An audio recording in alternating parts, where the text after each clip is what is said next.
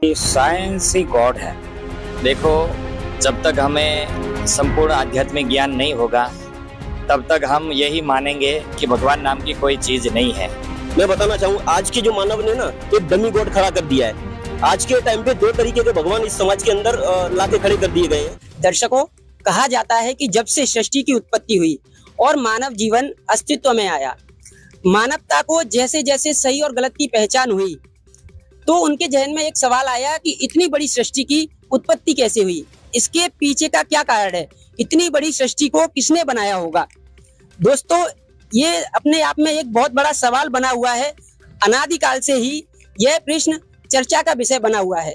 दोस्तों, जहाँ पर एक तरफ हमारे धर्मगुरु, सभी धर्मों के पादरी, मौलवी, पंडित, और दूसरी ओर साइंस या जो वैज्ञानिक है, उन सब ने इस सवाल पर क्वेश्चन मार्क खड़ा कर दिया है। दर्शकों, हमारा पहला सवाल रहेगा साइंस को मानने वाले लोगों से। हमारे साथ ये कुछ लोग मौजूद है। नमस्कार सर, क्या नाम है आपका? भरत कुमार। सर, आप कहाँ से आए? मैं तिरुचिरापल्ली से। सर, आज का जो हमारा सवाल है, जो मुद्दा है, एक ऐसा अनसुलझा रहस्य बना हुआ है अपने आप में कि भगवान अस्तित्व में है या नहीं, भगवान नाम की कोई चीज है या नहीं, इसके बारे में आपका क्या कहना है? सर्टेनली गॉड का कोई अस्तित्व नहीं है। ये आप किस आधार पर कह सकते हैं? दी साइंस ही गॉड है। आपका कहना है कि साइंस ही गॉड है। क्या साइंस भगवान है? यस। देखो, हजारों साल से साइंस और धर्म का युद्ध चल रहा है और हजारों साल पहले साइंटिस्ट लोगों ने बताया था कि ये जो अर्थ है ये गोल है और धर्म गुरु बोल रहे थे ये चपटी है। नाउ सी, लेटर ऑन वो साइंटिस्ट को धर्म गुरु ने मार दिया, गैलीलियो। तो साइंस हमेशा सच बोला है, प्रैक्टिकल दिखाया है, और जो भी है, गॉड अगर होता तो गॉड का अस्तित्व दिखता। साइंस तो सब जगह दिख रहा है। आप जो माइक बोल रहे हो ये साइंस है, जो आपका लाइट चल रहा है, कैमरा चल रहा है, वो साइंस की देन है, गॉड की देन का है। गॉड अगर होता तो ये आपको दे देता। गॉड क्यों नहीं आया आपको ये देने? सर, हमारे समाज में बहुत धर्मों के लोग हैं, जैसे हिंदू धर्म के लोग हैं, मुस्लिम धर्म के लोग हैं, अन्य धर्मों के लोग हैं, वो भगवान में आस्था रखते हैं। उनका मानना है कि भगवान है, वो जो भक्ति साधना करते हैं उनको लाभ भी होता है। ये सारा अंधभक्ति है। ये भगवान के नाम पे सारा पाखंड है। बच्चा कोई बीमार होता है तो भगवान के पास नहीं लेके जाता, डॉक्टर के पास लेके जाता है। चलिए सर, आपको दोबारा से मौका दिया जाएगा। सर, इसके बारे में आपका क्या कहना है?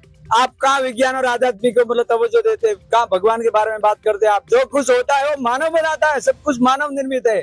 आप आध्यात्मिक को क्यों जोड़ते हैं? अभी देख लो आप, साइंस, टेक्नोलॉजी, स्पेस, अंतरिक्ष के मामले में देखो, जो कुछ भी उपलब्धि हासिल की वो किसने, मानव ने की या भगवान ने करवाई? अगर भगवान करवाते तो हजारों साल से इतने मतलब मुश्किल से जो मानव गुजरता था, भूखमरी के कारण मानव मर जाता था, बीमारियों के कारण मर जाता था, महामारियों के कारण मर जाता था, कोई सुविधा ही नहीं थी। बहुत ही अच्छा जवाब दिया सर ने। सर, आपका क्या कहना है इस बारे में?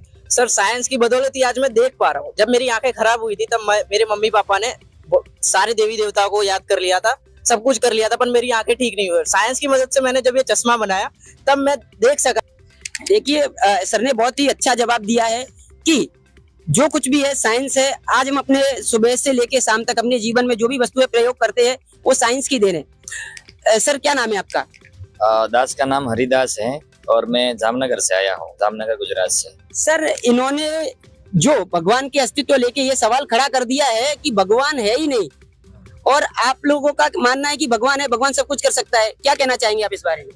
देखो, जब तक हमें संपूर्ण आध्यात्मिक ज्ञान नहीं होगा तब तक हम यही मानेंगे कि भगवान नाम की कोई चीज नहीं है।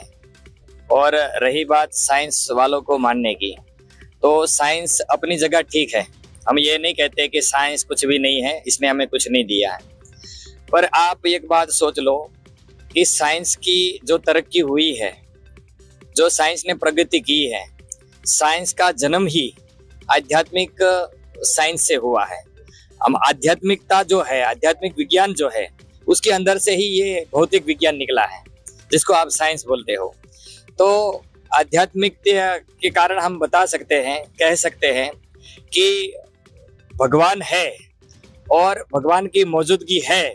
भगवान ने जो ज्ञान दिया है मानव को, और उस ज्ञान के आधार से ही ये साइंस इतनी तरक्की कर पाई है। आइए अब जानते हैं विज्ञान के विषय में संत रामपाल जी महाराज के आध्यात्मिक विचार।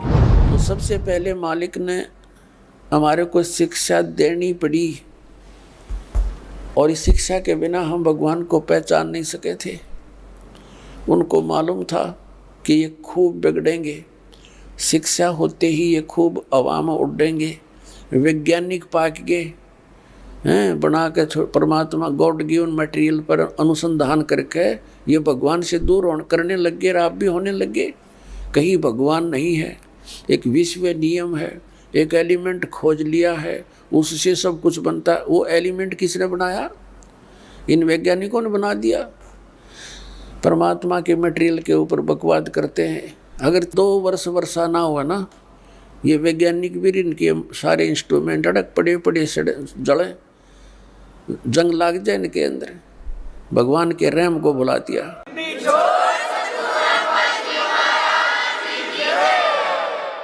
भगवान से कोसों दूर कर दिया हमारे को, और क्या बनाया इन्होंने? परमाणु बम बना लिया अपना नाश करने के लिए। है तेरा गजब है। अब जो वैज्ञानिक जो रिसर्च कर रहे हैं, ये अंश मात्र भी नहीं कर सकते उस परमात्मा की कंस्ट्रक्शन का, संरचना का। अब ये कहाँ सेट होगी इनकी जो बुद्धि कि हमारी पृथ्वी को बने इतने अरब उतने वर्ष हो गए, बस इससे पहले पृथ्वी नहीं थी। अकल देखो इनकी। उस परमात्मा ने सारी इतिहास बता रखा, कितनी बार यह पृथ्वी नाश हो ली, कितनी बार एक ब्रह्मांड के नाश हो लिया। और फिर ठीक है, जो रिसर्च वो कर रहे हैं वो भी सही है, लेकिन ये सारा कुछ पहले परमात्मा ने अपने वचन से बना दिया था। आइए अब जानते हैं संत रामपाल जी महाराज के आध्यात्मिक विचारों से कि परमात्मा ने मनुष्य को विज्ञान का वरदान क्यों दिया। और पुण्यात्माओं, ये इंटरनेट और ये प्रोजेक्टर, टेलीविज़न, ये परमात्मा का दिया हुआ ज्ञान है, जीव सत्र का नहीं है। कि किसी का भूल हो कि मनुष्य बना दे ऐसे आइटम। परमात्मा कबीर जी ने उनको बुद्धि देकर के ये बनवाया है। और किस लिए? आज के दिन के लिए, इस समय के लिए, कि एक जगह मेरा ज्ञान चला करेगा, करोड़ों बच्चे मेरे एक टाइम पर सुना करेंगे और प्रत्यक्ष प्रमाण देखा करेंगे। प्रोजेक्टर बनवा दिए, दास यहाँ दिखाता, आप वहाँ बैठे प्रमाण देख रहे हैं, टीवी के ऊपर देख रहे हैं, घर घर बैठा परमात्मा संदेश भेज रहा है। इसलिए सर, ये इस चीज से आप कैसे इन लोगों को कैसे संतुष्ट करोगे कि भगवान है? हमारा मेन टॉपिक है भगवान का अस्तित्व। हाँ जी, देखो ऐसी बात है, सबसे पहले भगवान है कि नहीं है उसके बारे में जानने से पहले, जैसे ये साइंस वाले जो कह रहे हैं कि भगवान का कोई अस्तित्व ही नहीं होता है, जो कुछ है वो मानव ने ही बनाया है। मैं पूछना चाहता हूँ, मानव को किसने बनाया? पूछ लीजिए भाई हमारे साइंस वालों को। आज तक रहस्य खुजा हुआ है कि मानव को किसने बनाया। साइंस कभी मानव बना पाया क्या? पूछिए इनसे। दर्शकों, जैसे कि भाई साहब ने जवाब दिया कि भगवान का अस्तित्व किस प्रकार से है, और उन्होंने एक और सवाल खड़ा कर दिया है साइंस के मानने वालों के लिए। उनका कहना है कि चलो भगवान नहीं है तो इस मनुष्य को किसने बनाया? सर, क्या कहना चाहोगे आप इस बारे में? ये तो देखो, भगवान ने मनुष्य नहीं बनाया, मनुष्य ने ये मनुष्य बनाया। स्त्री पुरुष संयोग से मनुष्य बनते हैं। दूसरा, अगर भगवान ने मनुष्य बनाया तो इतना कमजोर क्यों बनाया? अगर भगवान ने मनुष्य बनाया होता तो स्ट्रांग बनाता, उसको कुछ बीमारी नहीं होता। भगवान कमजोर है, अगर कमजोर मनुष्य बना दिया, ऐसा कहेंगे क्या हम लोग? तो अगर भगवान स्ट्रांग है, भगवान अगर ताकतवर है, तो मनुष्य भी उसके जैसा बनना चाहिए था। इसलिए भगवान ने मनुष्य को नहीं बनाया। मनुष्य ने अपनी काबिलियत से, सही प्रयोग, स्त्री और पुरुष के सहयोग से ये मनुष्य बने। सर, इन भाई साहब ने बहुत ही अच्छा जवाब दिया है। उनका कहना है कि मनुष्य की उत्पत्ति स्त्री और पुरुष के संयोग से होती है। आप कह रहे हो कि भगवान ने इंसान को बनाया है, क्या है सच्चाई क्या है? देखो ऐसी बात है, ये मनुष्य की उत्पत्ति के बारे में जो क्रिया होती है वो भी परमात्मा की शक्ति ही करती है। इनको ज्ञान नहीं होने के कारण ये साइंस के ऊपर रहते हैं। अगर स्त्री पुरुष के संयोग से ही इंसान की उत्पत्ति होती रहती तो ऐसे कितने भी स्त्री पुरुष है जिनके कोई संतान आज तक नहीं है ना। तो सर देखो, जनता सबूत मांगती है। जो भी दर्शक आज आपको देख रहे हैं सब पढ़े लिखे हैं। अगर स्त्री पुरुष के सहयोग के बिना इंसान को बनाना मुमकिन होता तो फिर ये क्रिया प्रयोग में क्यों लाई गई? देखो, परमात्मा जो है उन्होंने ये सारी सृष्टि रची है और परमात्मा ही इसको बढ़ाता है, आगे बढ़ाता है। तो परमात्मा ने जो रचना कर रखी है उसमें कोई मीन मेक नहीं होता, तो उसका एक निमित्त है मानव। और अगर परमात्मा मानव को निमित्त नहीं बनाता तो ये सृष्टि कैसे आगे चलती। इसलिए परमात्मा के शक्ति के कारण ही ये मानव उत्पन्न हुआ है और ये आगे बढ़ता रहता। और परमात्मा ने ही ऐसी बुद्धि दे रखी है मानव को ताकि ये विज्ञान की खोज कर सके। संत रामपाल जी महाराज जी के और भी शिष्य यहाँ पे मौजूद है, उनसे चर्चा करने की कोशिश करेंगे। नमस्कार सर, क्या नाम है आपका? नमस्ते सर, हमारा नाम कोमल दास है और गुजरात से आया हुआ हूँ। जैसे सर आपने इनका सवाल तो सुना ही होगा, ठीक है, इसके बारे में आपका क्या कहना है? आपके भाई ने भी जवाब दिया, आप क्या कहना चाहोगे? स्त्री पुरुष के मिलन से सृष्टि की उत्पत्ति हुई है, तो एक बार मैं पूछना चाहता हूँ कि पहले स्त्री बनी या पुरुष बना है? चलिए आपके सवाल को रख देते हैं, आइए इनसे बातचीत करते हैं। सर इनका सवाल है कि सबसे पहले आपके अनुसार, विज्ञान के अनुसार नर आया या मादा है? इनको इवोल्यूशन थियरी पता नहीं है। पहले इवोल्यूशन हुआ, आदमी पहले बंदर था, बंदर से धीरे धीरे इवोल्यूशन होके आदमी बना। गॉड को आप एक एनर्जी मानते हो, ये एनर्जी है, गॉड नहीं है। और साइंटिस्ट ने ये प्रूव किया है कि एक एनर्जी काम करती है। और जैसे इन्होंने बोला, ये बिग बैंग थियरी के बाद में ये एनर्जी है। There is no God. Sir हमारा सवाल था पहले नर आई या मादा। आप मुद्दे से लोगों को भटकाने की कोशिश कर रहे हो। मैं भटका नहीं रहा हूँ। पहले इवोल्यूशन थियरी पढ़ो। इवोल्यूशन के बाद ये नर मादा, बंदर से आदमी बना, उसमें फिर आदमी औरत ये सब बना। सर इन्होंने जो जवाब दिया, क्या आप उससे संतुष्ट हो? क्या कहना चाहोगे इस बारे में? बिल्कुल नहीं, इस चीज से हम बिल्कुल संतुष्ट नहीं है। आप इनकी जो देख रहे हैं ये भटकाने वाली बात कर रहे हैं कि भगवान है ही नहीं और नर मादा से उत्पत्ति होती है, ऐसा कुछ भी नहीं। हम इनसे पूछना चाहते हैं कि ऐसा कौन सा साइंटिस्ट हुआ है आज तक जिसने ऐसे रक्त और शुक्राणु इंसान के अंदर बना के डाल दिए हों। ये परमात्मा की देन है जो अपने आप ही ये शुक्राणु और रक्त बन जाता है। और रही बात इनकी कैसे नर मादा से, हम इसको स्पष्टीकरण कर देते हैं। आपने शायद एक प्रश्न सुना होगा जो रामायण के अंदर आता है, लव और कुश का। तो लव तो सीता जी के गर्भ से उत्पत्ति हुई थी उनकी, लेकिन कुश एक आध्यात्मिक तरीके से परमात्मा की शक्ति से हुआ था। ना वहां पे कोई नर की जरूरत पड़ी थी, ना वहां पे मादा की। एक छोटी सी आध्यात्मिक शक्ति से उत्पन्न हुआ था जिसका नाम कुश कहा जाता है। तो वहां पे कौन सी साइंटिस्ट थी? वहां पे परमात्मा की ही शक्ति थी, परमात्मा की दया से ही कुश को उत्पन्न किया गया था। तो परमात्मा की ही देन है जो इंसान के अंदर शुक्राणु और रक्त पाया जाता है। ऐसी कौन सी लेबोरेटरी हुई आज तक जो बताए साइंस ने बनाई हो लेबोरेटरी में, बता दें हमको, इनसे पूछना चाहता हूँ मैं। सर ने बहुत ही अच्छा जवाब दिया है। दर्शकों, आप सभी किसी न किसी धर्म से ताल्लुक रखते हैं और आप सभी को पता है कि पहले ये चीज प्रचलन में थी, या यदि कोई साधु संत फकीर महात्मा या ऋषि मुनि किसी को आशीर्वाद दे देते थे या उनको बोल देते थे कि आपको पुत्र की प्राप्ति होगी, तो ये वास्तव में होता था। दर्शकों, अभी हमने सुने संत रामपाल जी महाराज के एक अनुयायी के विचार, जिन्होंने साइंस के मानने वालों से एक महत्वपूर्ण प्रश्न किया। उन्होंने पूछा, आज तक ऐसा कौन सा वैज्ञानिक हुआ है जिसने सिर्फ सूक्ष्म प्रक्रिया से शुक्राणु और खून को मनुष्य के शरीर में डालकर उसे जीवन दे दिया हो? यह एक विचारणीय प्रश्न है, क्योंकि विज्ञान अभी तक मानव जीवन को पूरी तरह से समझ पाने में असमर्थ है। संत रामपाल जी महाराज के अनुयायी ने इस प्रश्न के प्रत्युत्तर में एक अद्भुत उदाहरण दिया। उन्होंने कहा कि हमारे धर्म ग्रंथों में महर्षि वाल्मीकि जी का वर्णन मिलता है, जिन्होंने सीता माता के पुत्र कुश को अपनी सीधी शक्ति कुशा से उत्पन्न कर दिया था। यह घटना यह साबित करती है कि हमारे संतों और ऋषियों के पास ऐसी अद्भुत शक्तियां थीं जो आज के वैज्ञानिकों के लिए भी अकल्पनीय हैं। यह दृष्टांत दर्शाता है कि विज्ञान और अध्यात्म दोनों ही जीवन के रहस्यों को समझने के अपने अपने दृष्टिकोण रखते हैं। जहां विज्ञान सीमाओं से बंधा है, वहीं हमारे पवित्र ग्रंथ और संत हमें सच्चे जीवन के रहस्यों से परिचित कराते हैं। आइए हम इस गहरे सत्य को समझने का प्रयास करें और संत रामपाल जी महाराज के विचारों से मार्गदर्शन प्राप्त करें। ऐसे ऐसे बहुत से महापुरुषों ने, संतों ने भी किया है। जैसे महर्षि वाल्मीकि जी थे, जिसमें सीता जी को निकाल दिया था घर से भगवान श्री रामचंद्र जी ने, वो गर्भवती थी।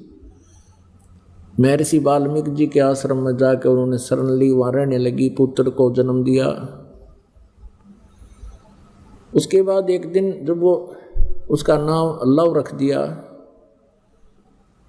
जब लव 8-9 महीने का हो गया, वो 1 वर्ष का हो गया, सीता जी कपड़े धोने के लिए दरिया पर जाया करती थी प्रतिदिन, और बच्चे को पालने में सुला जाया करती थी। और वाल्मीकि जी से प्रार्थना करके जाती थी, पिताजी बच्चे का ध्यान रखना। कि जा बेटा, मैं ध्यान रखूँगा। एक दिन ऐसा हुआ कि महर्षि जी समाधिस्थ हो गए थे और सीता बच्चे को वहीं लेटाकर चली गई, ये कहकर के पिताजी ध्यान रखना।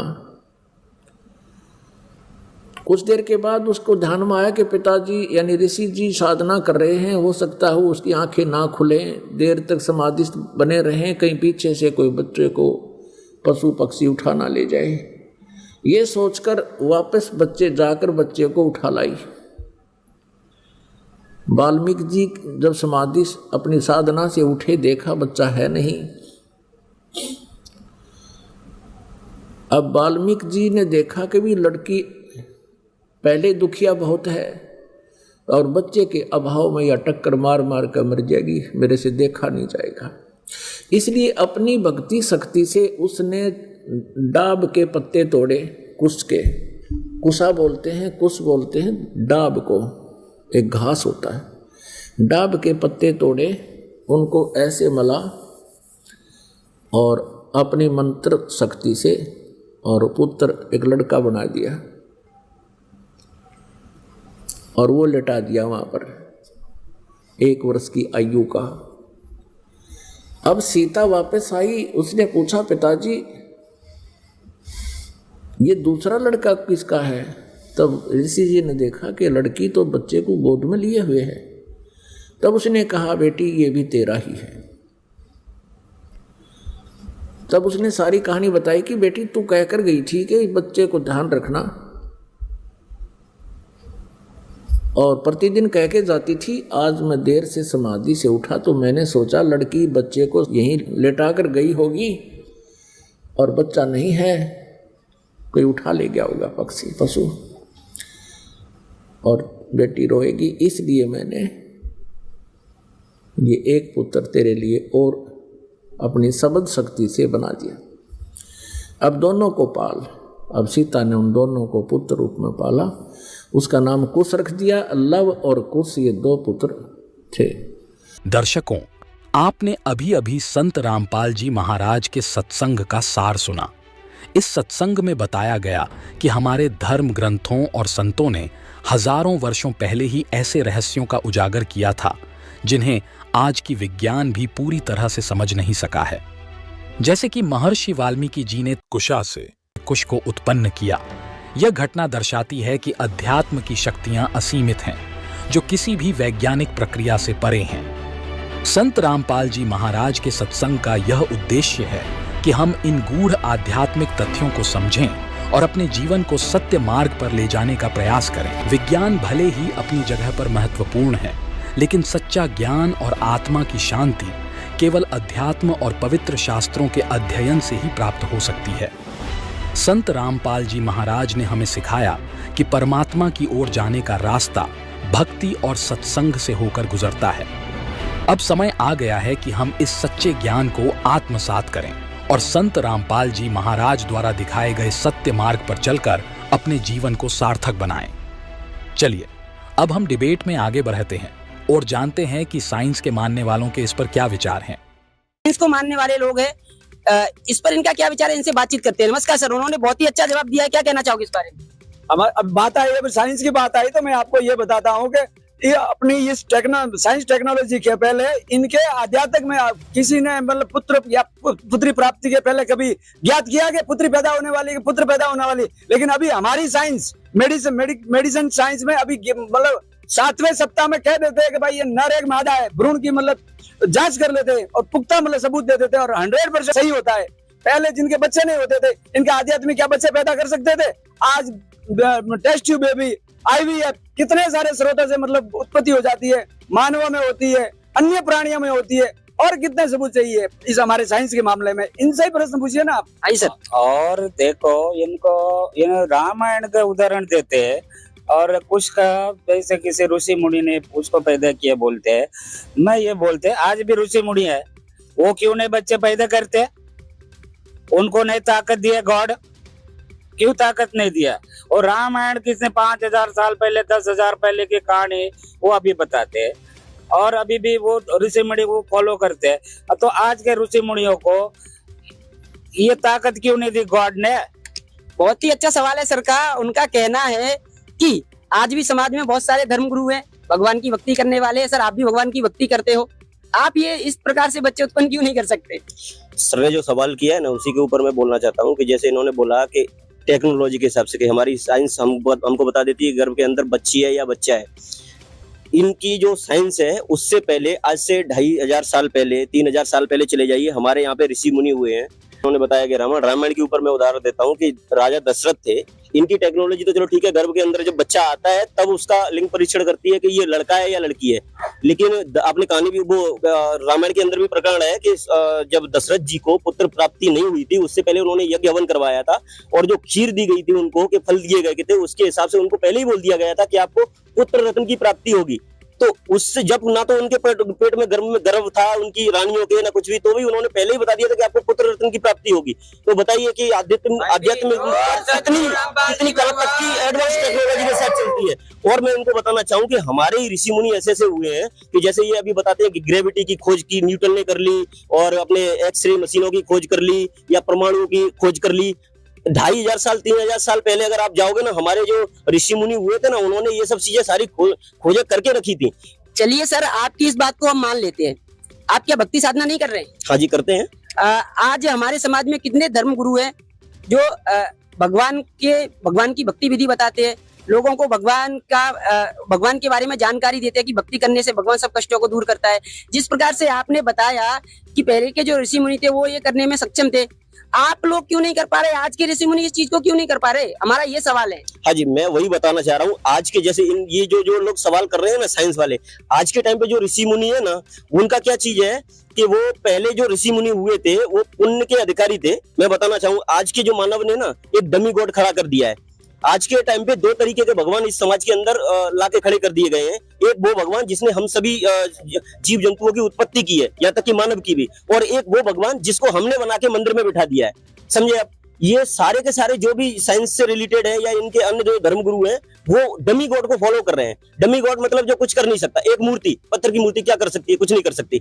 जबकि उसी से रिलेटेड उनकी जो परमात्मा है उसकी साधना करके कई ऋषि मुनि जिन्होंने अपने शरीर तक गला दिए, उन्होंने ऐसी ऐसी सिद्धियां प्राप्त कर ली कि पानी के ऊपर चल जाए, हवा में उड़ जाए, एक दूसरी से ये यहाँ से शरीर इतना अपना 100 फुट का शरीर कर ले, हजारों लाखों वर्ष तक उनकी आयु हो जाए। ये सारी की सारी आध्यात्मिक शक्ति है जो साइंस से बहुत आगे है। इन्होंने सृष्टि की बताई कि भाई ये सब पहले अपने आप बन गए, नर मादा से स्टार्ट होता है। ऐसा नहीं है, भगवान की दी हुई शक्ति से ये सारी की सारी चीजें कंट्रोल हो रही हैं। आप अनुमान लगा लीजिए कि एक पृथ्वी है, बराबर ना, अर्थ है, जो लाखों करोड़ों साल से ये भी मानते हैं कि करोड़ों अरबों साल से ये बनी हुई है, आज तक अपनी दूरी पे घूम रही है, उसी स्पीड में घूम रही है, उसी तरीके से दिन रात 24 घंटे के हो रहे हैं। उसकी ना स्पीड कम होती है, ना वो अपने ब्रह्मांड में इधर उधर कहीं भटकती है, उसी चक्र में चल रही है। उसी के हिसाब से मौसम परिवर्तन होते हैं और हम सबको ऑक्सीजन भी मिलती है, पेड़ पौधों को, सबको, जीव जंतु की उत्पत्ति सही हो रही है। सारी क्रम परमात्मा ने तय करके रखे हैं, उसी आयु में हो रहे हैं।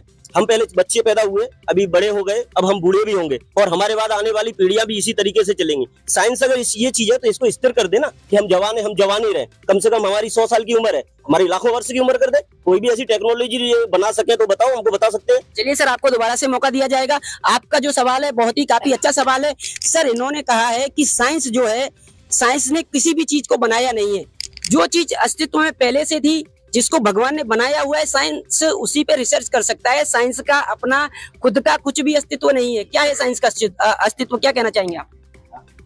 अभी जो आध्यात्म के मामले में और भगवान के मामले में इतना जो सटीक दावा कर रहे हैं ना, इनसे मैं मतलब ये रामपाल जी महाराज जी के अनुयायियों से मैं ये पूछना चाहता हूँ, और जरा ध्यान से सुनिएगा कि जो मानव ने जो बनाया ना, वो तो भगवान की क्यों आप तुलना कर रहे हैं?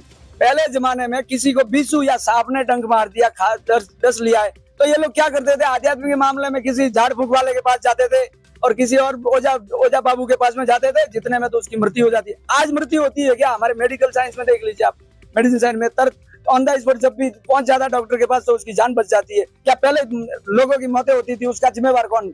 भगवान है क्या? अभी जो नहीं बचते हमारे? नहीं सर, हमारा जो सवाल है वो है भगवान का अस्तित्व। आप समझो, उन्होंने कहा है कि विज्ञान उस चीज पर रिसर्च करता है जो अस्तित्व में पहले से है, जो भगवान ने पहले से बनाया हुआ है। हमारा ये सवाल है कि विज्ञान ने क्या बनाया है, विज्ञान का खुद का क्या अस्तित्व है, बताइए सर। देखो, जो पहले से जो भी चीज पड़ा है वो इन्होंने मान लिया कि ये गॉड ने बनाया। आपके हिसाब से किसने बनाया? ये तो वैसे ही नेचुरल है।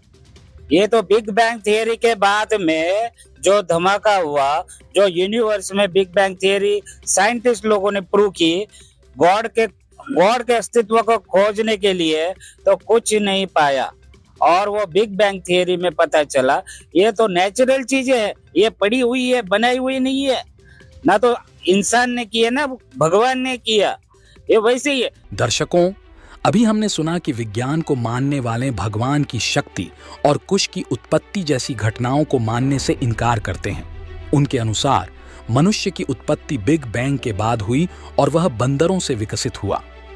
परंतु संत रामपाल जी महाराज के अनुयायियों ने बताया कि परमात्मा असीम शक्तियों से युक्त है और अपने भक्तों के कष्ट दूर कर सकता है।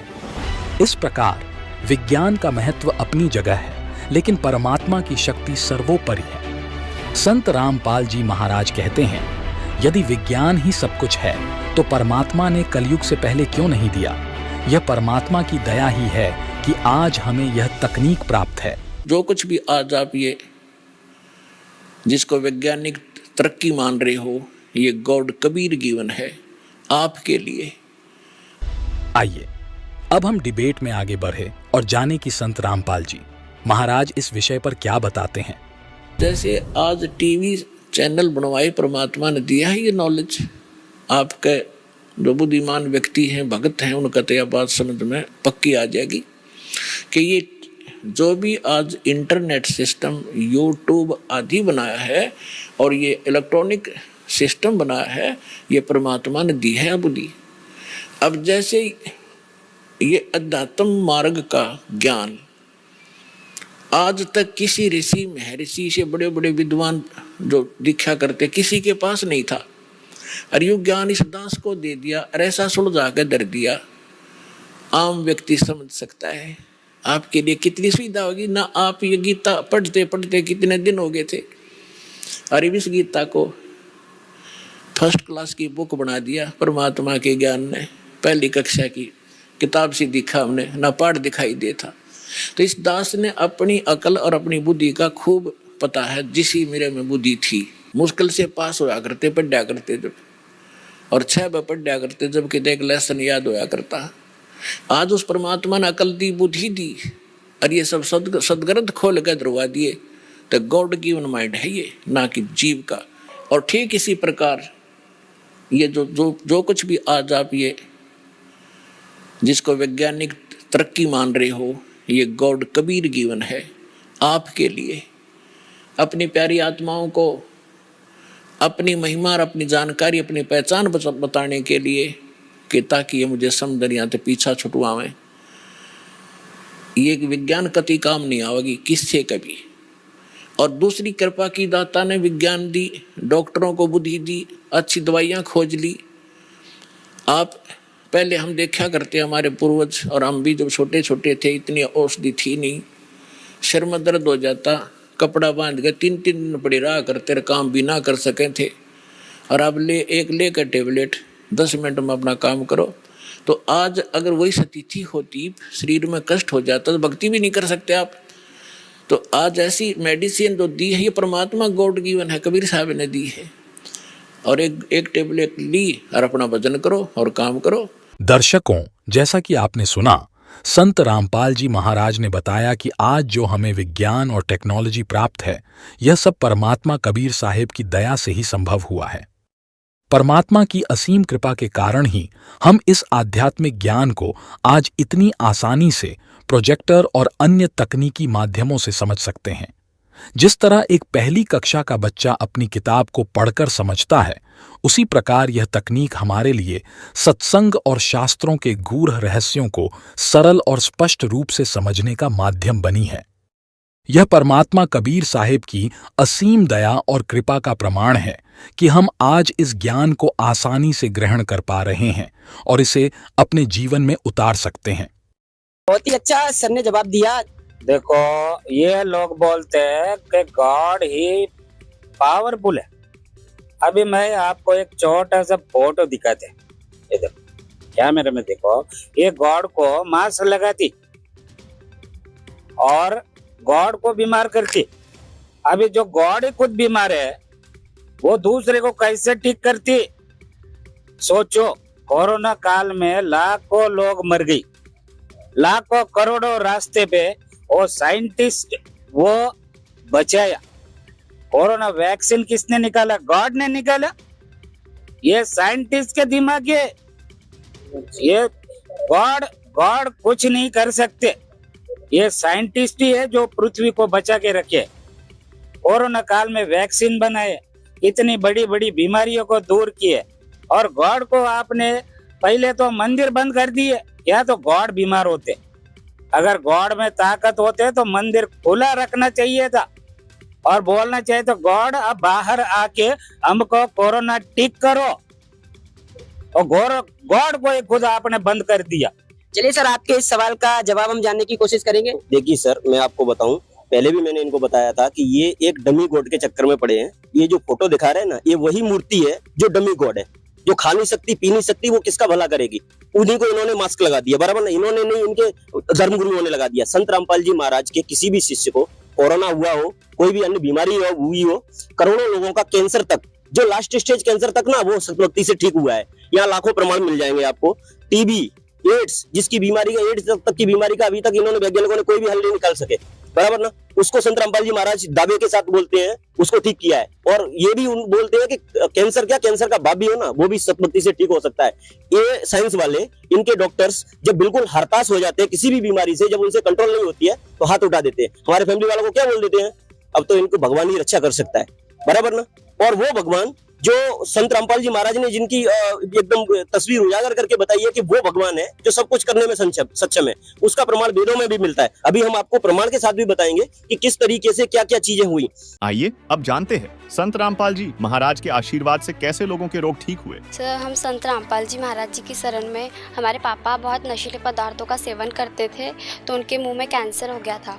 तो उन्होंने बहुत डॉक्टर को दिखाया, लेकिन वो कैंसर, उन्होंने डॉक्टर्स ने ऑपरेशन का बोल दिया था। फिर ऐसे एक दिन संत रामपाल जी महाराज जी के एक अनुयायी ने पापा को संत रामपाल जी महाराज जी द्वारा लिखित पुस्तक ज्ञान गंगा और भक्ति सौदागर को संदेश दी।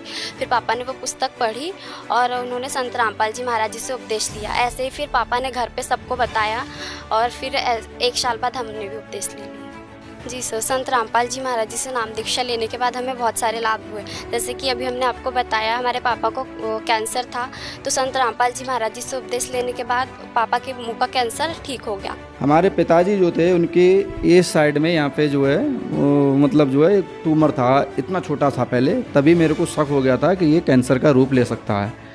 तो मैं पापा को अपने समझाता रहता था कि पापा ऐसे करके ये गुरुजी का ज्ञान है, आप समझो। लेकिन मैं समझाता रहा, वो नहीं समझ पाया, मैं समझाता रहा, ऐसे करके काफ़ी दिन चलेगा, वो इतना बड़ा हो गया था। लास्ट स्टेज में पापा हमारे रोते थे, बहुत रोते थे, और लेकिन हम कुछ नहीं कर पाते थे। हमारी भी ऐसी, अगर आप संत रामपाल जी महाराज से नाम दीक्षा लो लोगे तो हमारी भी दुख परेशानी दूर हो जाएगी। हमारे पास इतना पैसा नहीं है जो हम आपको कहीं दिखा सकें। तो होते करते क्या हुआ, एक दिन रात में उनका हमारे पास फ़ोन आया पिताजी का कि बेटा चलो ठीक है, हम नाम दीक्षा ले लेंगे। हम सुबह को आए और उनको, अपने पिताजी को हल्द्वानी सेंटर पे मतलब जो है संत रामपाल जी महाराज से नाम दीक्षा दिलाई। नाम दीक्षा दिलाने के बाद में उनको फिर गुरुजी भी कहते हैं कि ट्रीटमेंट भी कराया। ट्रीटमेंट कराने के बाद में जो कीमोथेरेपी होती है वो कराई, 7 कीमोथेरेपी में, जिसकी 60 साल की उम्र लगभग, और ब्लड में जो है उनको चढ़ना था, डॉक्टर ने बोला था कि ब्लड चढ़ाएगा, लेकिन उनको एक बूंद भी ब्लड नहीं चढ़ा, और जबकि शुगर भी उनको कम से कम 550-600 रहता था। 60 साल की उम्र, 550-600 शुगर रहती थी, और कीमो की थेरेपी होना थी, रेडियोथेरेपी होना थी, तो ब्लड का तो समझ लो कि पहाड़ ही टूटना था हम पे, कम से कम 8-10 बोतल तो ज़्यादा ही लग जानी थी। वो मालिक की दया से, संत रामपाल जी महाराज की दया से एक भी बूंद का ब्लड नहीं मांगा डॉक्टर ने, कहने के बाद भी नहीं मांगा फिर, और मालिक की दया खूब हुई हम पे। फिर क्या हुआ सर जी, हमारे पापा एक बार डॉक्टर के जैसे हर तीसरे महीने जाते थे चेकअप कराने के लिए, तो वो एक कंप्लेंट करवाए थे डॉक्टर से कि डॉक्टर साहब हमारे को मिर्च बहुत लगती है। तो डॉक्टर बोले कि सिमरंदन प्रसाद, आप कहते हो कि आपको मिर्च लगती है, लेकिन मैं कहता हूँ कि आप जिंदा कैसे हो। क्यों? क्योंकि जो इसका इतना बड़ा कैंसर हो, वो तो एसआई के थ्रू उन्होंने भर्ती कर लिया था हमारे लिए, नहीं तो वो हमें धक्के मार देते कि भाई तुम नहीं करा पाओगे, ले जाओ। वो इतना बिल्कुल प्लेन हो गया, और संत रामपाल जी महाराज की दया से बिल्कुल ठीक हो गए, अच्छे हो गए पूरी तरह से। के पास में गई तो डॉक्टर ने टेस्ट किए, और फिर उसके बाद उन्होंने बताया, मेरा ऑपरेशन हुआ कि आप, और वो टाटा, मुंबई का जो टाटा इंस्टीट्यूट है, वहाँ के लैब में मेरे रिपोर्ट भेजे, वो सैंपल, तो उन्होंने बताया कि आपका जो पेट में जो गांठें निकली है वो कैंसर की, यानी 100% मेरा कैंसर था। कौन कौन से डॉक्टर को आपने दिखाया? पहले जो जीनित हॉस्पिटल है नागपुर में, वहाँ डॉक्टर ठाकुर है और डॉक्टर ठाकरे है, उन्होंने ऑपरेशन का डिसीजन लिया, और मेरा ऑपरेशन हो गया, और ऑपरेशन में मुझे कोई दिक्कत नहीं हुई। बिल्कुल, वहाँ पर जो डॉक्टर आते थे सवेरे देखने के लिए, तो बोलते थे ये पेशेंट सबसे ज़्यादा उम्र का है, लेकिन सबसे अच्छा रिस्पांस यही पेशेंट दे रहा है। लेकिन डॉक्टर लोग तो ये कहते हैं कि कैंसर एक लाइलाज बीमारी है, ये कभी भी दोबारा हो सकती है, लेकिन आप इतने कॉन्फिडेंस के साथ कह रहे हैं कि आपकी कैंसर की बीमारी ठीक हो गई। हाँ, मेरा कैंसर ठीक हो गया, और मेरे गुरु के ऊपर 101% मेरा विश्वास है। मेरे गुरु के ऊपर विश्वास था, इसलिए दोबारा वो आई नहीं तो ऑपरेशन होने के बाद जोर से बढ़ती है वो, और दवाखाने में बार बार जाना पड़ता है, मुझे नहीं जाना पड़ा। डॉक्टर्स ये बोलते हैं कि इसका कोई परमानेंट इलाज नहीं है। नहीं, वो बोलते हैं कि आप ठीक हो गए, पूरी तरह से ठीक हो गए कभी नहीं बोलते हैं, ठीक है आराम है, ऐसे ही बताते हैं, क्योंकि ये दोबारा होती है। कई मैंने देखे ऐसे पेशेंट के जिनको दोबारा हो गया, चले गए। लेकिन संत रामपाल जी महाराज जी के अनुयायी तो ये दावा करते हैं कि उनका सालों पुराना कैंसर ठीक हो गया और दोबारा कभी होता नहीं है। हाँ, क्योंकि मेरा उदाहरण है ना, 6.5 साल हो गए, नहीं तो 2-3 साल में तो चले जाते लोग।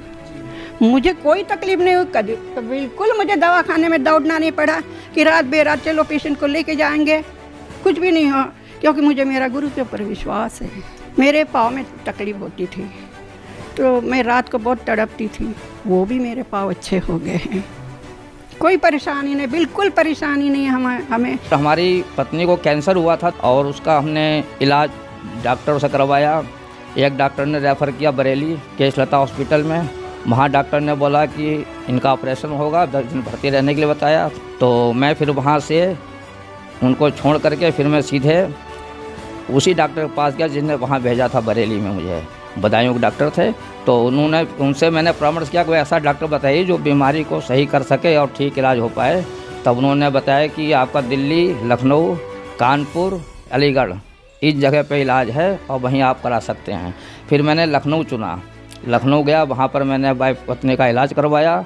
लगभग 1 साल तक वहाँ उनका इलाज चला, जबकि वो डॉक्टर बता रहे थे कि इनका ऑपरेशन होगा अभी तुरंत और इतना खर्चा, 10 दिन भर्ती रहेंगे।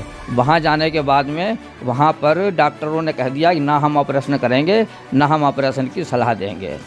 और उसके बाद 1.5 साल लगभग इलाज चला। जब मैंने पत्नी का इलाज करवा रहा था तो मैंने वहाँ पर डॉक्टरों से कुछ सलाह ली, पूछा, तो कहने लगे कि इस तरह के मरीज़ जो हैं 1.5-2 साल तक ज़िंदा रहते हैं, ज़्यादा लंबा जीवन नहीं जी पाते हैं, लेकिन परमात्मा संत रामपाल जी महाराज की कृपा से वो आज भी जीवित हैं और ऑपरेशन जो होना था वो ऑपरेशन भी नहीं हुआ, केवल दवा के द्वारा ही वो ठीक हो गई। ये सब संत रामपाल जी महाराज की कृपा थी। मेरी पत्नी के हाथ में जो है यहाँ पे गांठ थी, एक बहुत मोटी हो गई थी वो गांठ, उसका ऑपरेशन बताया था डॉक्टरों ने कि इसका ऑपरेशन कराना ही पड़ेगा। तो मैं एक उजाला हॉस्पिटल है यहाँ पे, मैं उसमें गया तो मैंने दिखाया, डॉक्टर साहब कह रहे कि इसका ऑपरेशन ही करना पड़ेगा। मैंने कहा जी ठीक है ऑपरेशन कर दो। तो उन्होंने जो उसकी गांठ निकाली वो कह रहे इसको जो है इसकी जांच करानी पड़ेगी, आपको ये देखना पड़ेगा कि गांठ कैंसर की तो नहीं है। सर जी हमने वो जांच कराने के लिए भेजा, उसमें लाल पैथोलॉजी लैब से कैंसर निकला। तो डॉक्टर साहब ने कहा कि इसका ऑपरेशन कर देते हैं, फिलहाल जो गांठ है जो इस गांठ की जांच कराएंगे उसके बाद बताएंगे आपको जो भी करना है। तो उसकी रिपोर्ट जो है 3 दिन के बाद आई। 3 दिन बाद डॉक्टर साहब से जब मिलने गया तो डॉक्टर ने कहा कि इनकी परेशानी ज़्यादा है, आप जोली ग्रांट जाओ। तो मैं जोली ग्रांट गया जी। जोली ग्रांट में मालिक को मैंने प्रार्थना लगाई, संत रामपाल जी महाराज जी को प्रार्थना लगाई। मैंने कहा मालिक मैं तो इस टाइम बहुत गरीब हूँ। तो मालिक का आदेश आया कि बेटा भक्ति करो, मालिक दया करेंगे। और जैसे ही वहाँ पर जाकर हमने जांच कराई तो रिपोर्ट बिल्कुल नील आई। डॉक्टर कहने लगा आप चिंता ना करो, कुछ नहीं है, ये बिल्कुल साफ रिपोर्ट आई है, कोई दिक्कत नहीं है। तो इतने मालिक की दया हुई है हम पे, संत रामपाल जी महाराज जी की बखान नहीं कर सकते। आज पूरा परिवार ने नाम ले रखा है, सब भक्ति करते हैं। मेरे तो कैंसर से परमात्मा मुझे जान बचाए हैं। हम वहाँ गए थे हॉस्पिटल, तो बोले हमको ऑपरेशन कराने करके। तो सर जी बोले कि ये तो 3rd वाला है, ये तो ऑपरेशन नहीं होगा, 3rd वाला में कैंसर है। तो बोले इसमें अगर हो सकते हैं तो इसमें बहुत कीमो देना पड़ेगा। तो हमारे बच्चे लोग को बोल रहे थे कि इसको अभी जितना दिन जी रहा है उतना दिन जीने दो, उसके बाद में आप आशा ही छोड़ दो। तो फिर हमारे बच्चे लोग बोले जैसे भी है, अगर ऑपरेशन करते करते मेरी माँ अगर कुछ भी हो जाए तो अगर हो जाए तो भी ठीक है सर जी, आप ऑपरेशन कर दूँ। फिर भी वो बोले हम ऑपरेशन नहीं करेंगे, ये इनका उम्र इतना हो गई है और इतना बढ़ गई है। फिर हम लोग अरदास लगाए हमारे बंदी छोड़ सदगुरु रामपाल से, तो वहाँ से फ़ोन आए, फिर बोले कि वहाँ से ऑपरेशन करा लो बेटा, मालिक दया करेंगे। तो फिर हमारे बच्चे लोग गए, फिर वहाँ बोले जैसे उनका दिमाग कैसे हो गया डॉक्टर को हमको नहीं मालूम, फिर बोले चलो ऑपरेशन करेंगे।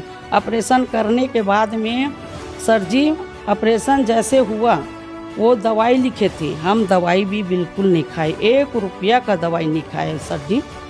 हमारे रामपाल गुरुजी महाराज हमको ठीक कर दिए। फिर उनका रिपोर्ट आए, 15 दिन के बाद में रिपोर्ट आने के बाद में बोले ये कैसे चमत्कार हो गया भाई, परमात्मा कहाँ से कैसे चमत्कार हो गया, आपका कैंसर नहीं है करके वैसे बोल दिए। बंदी छोड़ सदगुरु रामपाल जी महाराज से हम ठीक हैं। ये कैंसर के गांठ है जो ऑपरेशन करके मैं निकलवाई हूँ। भगवान मुर्दे को जिंदा कर सकता है? जी बिल्कुल, भगवान ये प्रमाण है, तो हमारे में प्रमाण है कि भगवान योगी जो रोगी है वो मर गया हो या मृत्यु के समीप पहुंच गया हो, उसको रोग को ठीक करके 100 शरद ऋतुओं तक जीवन कोई सटीक प्रमाण? हाँ जी देखो भाभी बताते हैं। देखिए मैं प्रमाण बताता हूँ कि भगवान उम्र कैसे बढ़ाता है। ये ऋग्वेद है, मंडल नंबर 9 और 10 दोनों महर्षि दयानंद सरस्वती द्वारा कृत है। इसके ऋग्वेद मंडल नंबर 10 सूक्त 161 के मंत्र 2 में ये प्रमाण है। ये मंत्र का हिंदी अर्थ है, यदि रोगी मतलब मनुष्य जो रोग हो, जीवन नष्ट शक्ति वाला हो गया हो, यदि अथवा सीमा से परे चला गया हो मतलब मर गया हो, यदि मृत्यु के समीप पहुंच गया हो, तो भी उस रोगी को मैं, यहाँ पे मूल संस्कृत में कहीं भी वेद का प्रकरण नहीं है, ये वेद है परमात्मा की महिमा का है। इसमें वेद ये इन्होंने अपनी मर्जी से लगाया है महर्षि दयानंद की अज्ञानता से। इसमें उस रोगी को मैं परमात्मा कष्टप्रद रोग से पंजे से छुड़वा लाता हूँ और 100 शरद ऋतुओं तक मतलब 100 वर्षों तक उसको बलयुक्त करता हूँ। क्लियर प्रमाण है हमारे ऋग्वेद में कि परमात्मा वो शक्ति है जो मरे हुए को जिंदा कर देता है और उसको 100 साल तक नया जीवन दान दे सकता है। और सर आपने इस पवित्र पुस्तक से ये तो बता दिया, हम दर्शकों को कैसे समझाएंगे कि भगवान मरे हुए व्यक्ति को जिंदा कर सकता है? हमको कोई उदाहरण दो। देखिए मैं वही बता रहा हूँ, एक अभी जो बात चल रही थी, एक इस संसार में एक भगवान वो है जिसको भगवान जिसने लोगों ने बना दिया है भगवान नया, और एक भगवान वो है जिसने भगवान ने लोगों को बनाया है। ये वो वेदों में वो भगवान है जिसने सारी सृष्टि को रचा है, और ये जो मंदिर में अभी दिखा रहे थे मास्क लगाया हुआ, ये वो भगवान नहीं है जो वेदों में लिखा है। दर्शकों, महर्षि दयानंद की सोच थी कि परमात्मा साधक के पाप नाश नहीं कर सकता। उसी सोच को आगे बढ़ाते हुए उनके शिष्यों ने ऋग्वेद मंडल 10 सूक्त 161 मंत्र 2 में अनुवाद करते समय वैद्य लिख दिया, जिससे पढ़ने वाला यह सोचेगा कि वैद्य के विषय में यहाँ लिखा है, न कि परमात्मा के विषय में। जबकि वेद मेडिसिन की बुक नहीं बल्कि परमात्मा की महिमा की पुस्तक है और ऋग्वेद मंडल 10 सूक्त 161 मंत्र 2 की मूल संस्कृत में कहीं भी वैद्य शब्द नहीं है। अब इस मंत्र में तो इन्होंने वैद्य लिख दिया, लेकिन ऋग्वेद मंडल 9 सूक्त 80 मंत्र 2 में अनुवाद करते समय सही अनुवाद किया कि हे परमात्मा, आप उपासकों की आयु के बढ़ाने वाले हैं। आइए अब जानते हैं कि जगत गुरु तत्वदर्शी संत रामपाल जी महाराज इस विषय पर क्या समझाते हैं। अब देखिएगा ऋग्वेद भाषा भाष्य द्वितीय भाग, ये किसने अनुवाद किया है, कहाँ से छपा है। प्रकाशक हैं पंडिता राकेश रानी, प्रधान कार्यालय वेद मंदिर, महात्मा वेद भिक्षु सेवा आश्रम, लेखराम नगर अब्राहिमपुर, पोस्ट ऑफिस मुखमेलपुर, दिल्ली, दूरभाष इतने, दान संस्थान, ठीक है, दिल्ली से। इसके अंदर इस ऋग्वेद मंडल नंबर 10 सूक्त नंबर 161 का और दूसरा मंत्र है। ऋग्वेद मंडल नंबर 10 सूक्त 161, ये देखिएगा, ये 161वां सूक्त है और इसका मंत्र नंबर 2 है।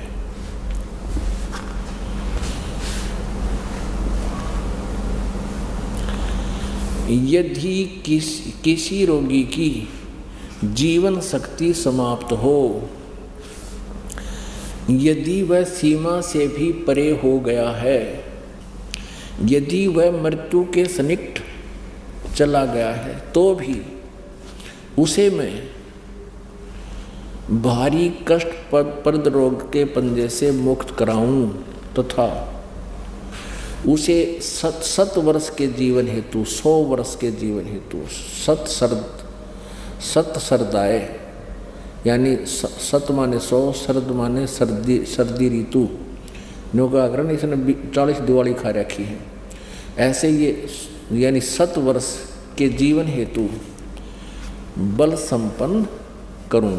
भावार्थ, यदि रोगी की जीवन शक्ति समाप्त हो, यानी जीवन खत्म हो गया हो रही है और उसका रोग सीमा को पार कर गया है, तब भी परमात्मा उसे इस कष्टप्रद रोग से मुक्त कर 7 वर्ष यानी 100 वर्ष का जीवन दे सकता है। ठीक है, एक और दिखाते हैं। ऋग्वेद ये छोटे वाला है, मंत्र तो वही है, इनका सिर्फ साइज पुस्तक का अनुवाद करके छोटा बड़ा इन्होंने किया हुआ है। 9-10 मंडल इकट्ठा ही किया है ये कहाँ से प्रकाशित है? प्रकाशक हैं सार्वदेशिक आर्य प्रतिनिधि सभा, महर्षि दान भवन, रामलीला मैदान, नई दिल्ली। ये इनके फोन और फैक्स नंबर हैं। मुद्रक prince offset printers 1510 Pataudi house, Triyaganj, New Delhi से। मंडल नंबर 9 सूक्त नंबर 80 का और मंत्र नंबर 2। यहाँ ये भूल गया किता है, वह दानदारी विधान को भूल गया, ये देखना। ऋग्वेद मंडल नंबर 9 सूक्त नंबर 80 और इसका ये दूसरा मंत्र है, दूसरा आप देखना।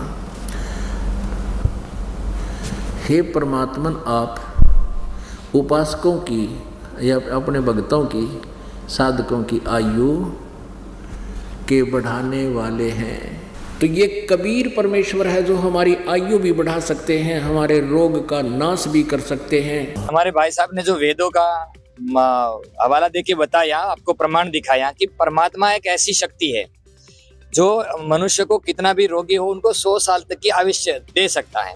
और हमारे पूज्य गुरुजी संत रामपाल जी महाराज ने हमें ये ज्ञान बताते हुए कहा है कि ऐसा भूतकाल के अंदर हमारे पूर्ण परमात्मा, जो वेद जिसकी महिमा गाते हैं, वेद जिसका गुणगान गाते हैं, चारों वेद, वो परमात्मा कबीर परमेश्वर ने आज से 600 साल पहले ये प्रैक्टिकल करके बताया।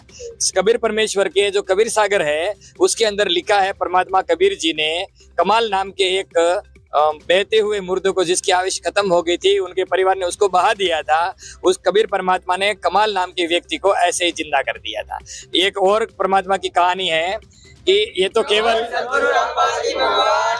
जैसे मेरे भाई साहब बता रहे थे कि साइंस के अंदर ये ताकत है कि आंखें अगर फूट निकल गई हो अपनी तो दूसरी आंखें डाल सकता है ना। पर साइंस के पास आज तक ऐसी शक्ति नहीं आई है कि जिसकी गर्दन काट दी हो वही गर्दन पास ये वही ऐसे जोड़ दी हो। है तो पूछ लो। ऐसा हमारे परमात्मा कबीर जी ने आज से 600 साल पहले कर रखा था। सिकंदर लोधी ने जब रामानंद स्वामी के आश्रम में जाने की परमिशन मांगी थी, उस समय रामानंद स्वामी ने उनको बता दिया था कि मैं मलेच्छ को अंदर आने नहीं देता, उसको बोलो बाहर ठहरो। उसी समय सिकंदर लोधी ने क्रोध में आकर रामानंद स्वामी की गर्दन काट दी थी। परमात्मा कबीर जी ने उस समय अपने समर्थ होने का प्रमाण देते हुए वह केवल मात्र आशीर्वाद मात्र से ही, उसको वचन मात्र से ही रामानंद स्वामी की गर्दन से फिर से वही उसी शरीर के अंदर फिर से जोड़ दी थी और जिंदा कर दिया। इससे ये प्रमाणित होता है कि परमात्मा ही सर्वशक्तिमान है और परमात्मा ने ही मानव को बनाया, क्योंकि जिसने जो बनाया होगा ना वो खोल के फिर से फिट कर सकता है, साइंस नहीं कर सकता कभी। ये सत्य घटना है परमात्मा कबीर जी की एक अविश्वसनीय महिमा की, जो उन्होंने लोधी वंश के एक दिल्ली के बादशाह सिकंदर लोधी के साथ की। सिकंदर लोधी दिल्ली के तख्त पर काबिज एक ऐसा बादशाह जो जबरन लोगों का धर्म परिवर्तन कराता था। ये सत्य घटना उस समय की है जब दिल्ली के बादशाह सिकंदर लोधी को जलन का रोग हो जाता है। बादशाह का शरीर जला हुआ दिखाई नहीं दे रहा था, लेकिन पीड़ा इतनी थी कि जैसे शरीर को अग्नि से जला दिया गया हो। इसके लिए पूरे भारतवर्ष के हिंदू और मुस्लिम धर्म के सभी पंडित, काजी, वैद्य, हकीम भी उपचार कर करके थक चुके थे। परमात्मा के विधान में है, जब मनुष्य के पाप कर्म अधिक हो जाते हैं तो कोई भी दवा काम नहीं करती। कुछ ऐसा ही बादशाह के साथ भी हो रहा था। गुस्ताखी माफ बादशाह, अगर आपकी इजाजत हो तो हम आपसे कुछ कहना चाहते हैं, क्योंकि हम सबको ये पता है कि आपको ये लाइलाज रोग अल्लाह की मर्जी से हुआ है, तो इसका इलाज भी हम वैद्य नहीं बल्कि कोई पहुंचा हुआ संत फकीर ही कर सकता है। और हम ऐसे ही एक सिद्ध महापुरुष को जानते हैं। कौन है वो? काशी में कबीर नाम के एक महापुरुष हैं। हमने सुना है कि उन्होंने बहुत सारे लोगों के कष्ट दूर किए हैं। उनमें मुर्दे तक को जीवित करने की शक्ति है। बादशाह सलामत, अगर वो रहम कर दें तो ये रोग एक लम्हे में खत्म हो सकता है। मौलवी साहब, आप कैसी बातें कर रहे हैं? इतने बड़े बड़े हकीम और वैद्य जो रोग ठीक नहीं कर सके, वो भला एक कबीर कैसे ठीक कर सकता है? हमें तो लगता है कि अब हमें इस रोग के साथ ही आखिरी दम तक जीना पड़ेगा। अब तो जीने की चाह भी खत्म होती जा रही है। गुस्ताखी माफ करें जहां पना, लेकिन कबीर जी कोई साधारण पीर नहीं है। वो चाहें तो कुछ भी कर सकते हैं। ठीक है, हमारे काशी चलने का बंदोबस्त किया जाए।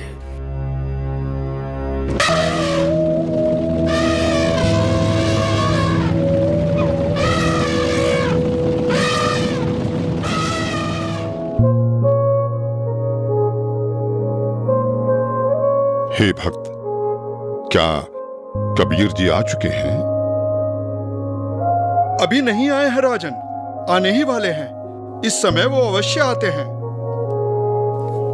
कोई बात नहीं वीरदेव, चलो अंदर आश्रम में बैठकर कुछ देर इंतजार कर लेते हैं। जी बादशाह सलामत।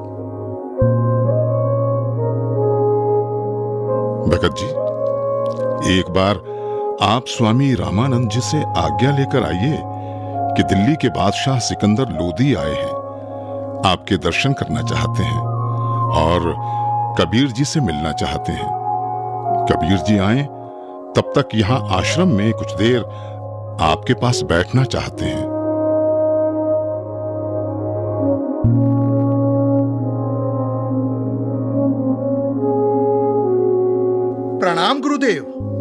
गुरुदेव, काशी नरेश, वीर देव सिंह और दिल्ली के बादशाह सिकंदर लोधी आए हैं। उनको कबीर जी से मिलना है। उनके आने तक वो आश्रम में बैठकर इंतजार करना चाहते हैं। क्या कहा? सिकंदर लोधी? जी गुरुदेव। उन मांस खाने वाले पापी मुस्लिम मलिच्छों के लिए यहाँ आश्रम में कोई जगह नहीं। कह दो उसे कि बाहर ही इंतजार करे।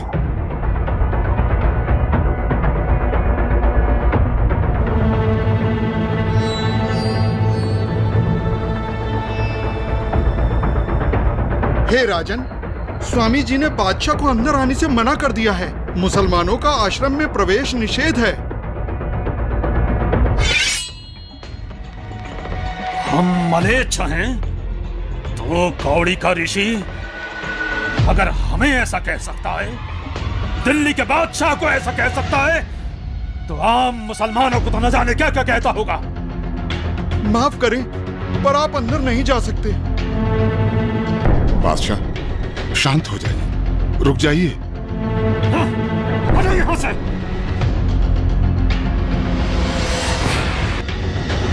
रामानंद हमें काफिर और मलेच्छ कहता है। अभी बताते हैं तुझे कि हम कौन हैं।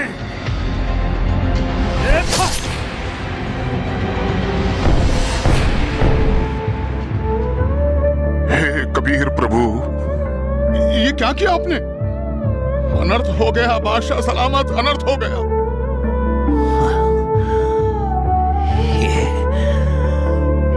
ये मैंने क्या कर दिया? मैं निहायत ही नीच किस्म का व्यक्ति हूँ। वीरदेव आया था अपना रोग ठीक कराने, और जिसके पास आए उसके गुरु को ही मार दिया। या अल्लाह, कितने गुनाह किए हैं मैंने, माफ कर दो मुझे। वीरदेव यहां से वापस चलो। कबीर जी अब कभी मेरे रोग को ठीक नहीं करेंगे। अगर मैं उनके सामने रहा तो वो जरूर मुझे बद्दुआ देंगे। इसलिए यहां से अभी के अभी चलो। जैसा आपको सही लगे बादशाह, चलिए। कबीर प्रभु जी सामने है, बादशाह सलामत। दो राजा एक साथ? काशी नरेश और दिल्ली के बादशाह का इस गरीब के पास कैसे आना हुआ? कहो, कैसे आगमन हुआ?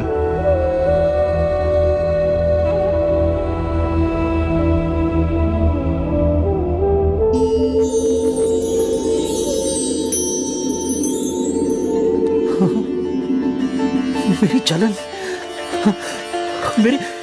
मेरी जलन तो ठीक हो गई।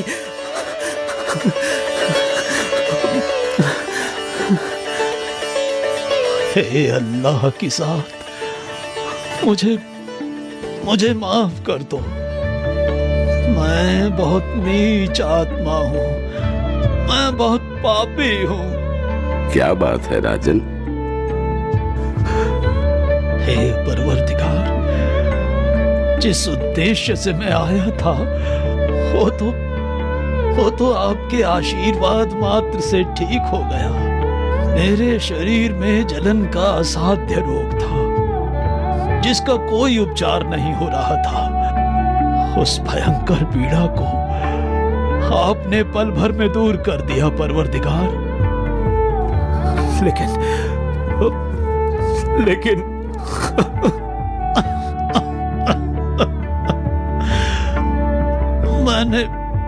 मैंने एक जुल्म कर दिया।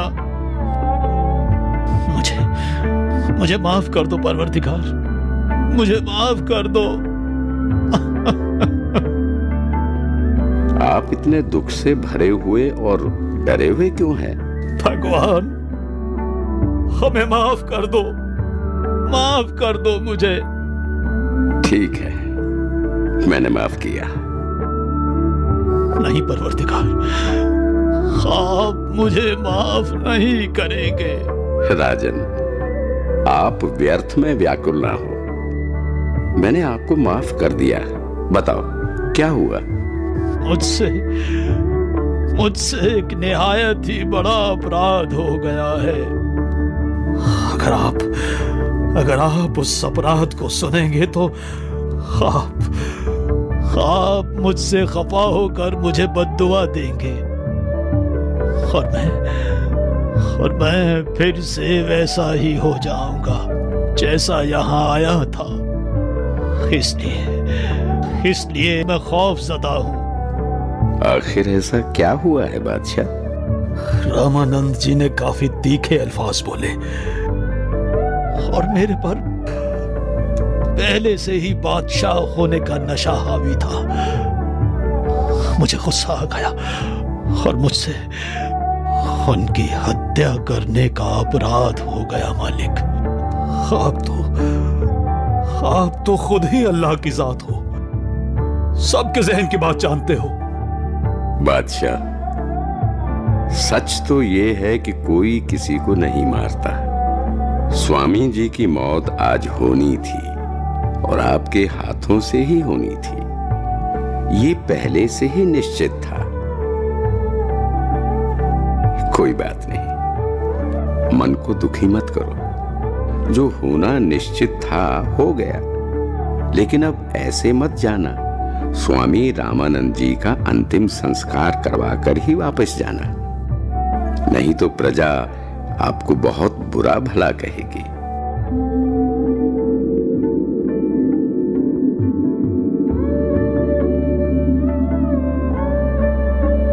वीरदेव, आज मुझे अल्लाह मिल गए, ऐसे महापुरुष जिनके आशीर्वाद देते ही मैं स्वस्थ हो गया। और मैंने इतना जुल्म किया, फिर भी उन्होंने मुझ पर गुस्सा तक नहीं किया। राजा ने ये क्या किया? अनर्थ हो गया।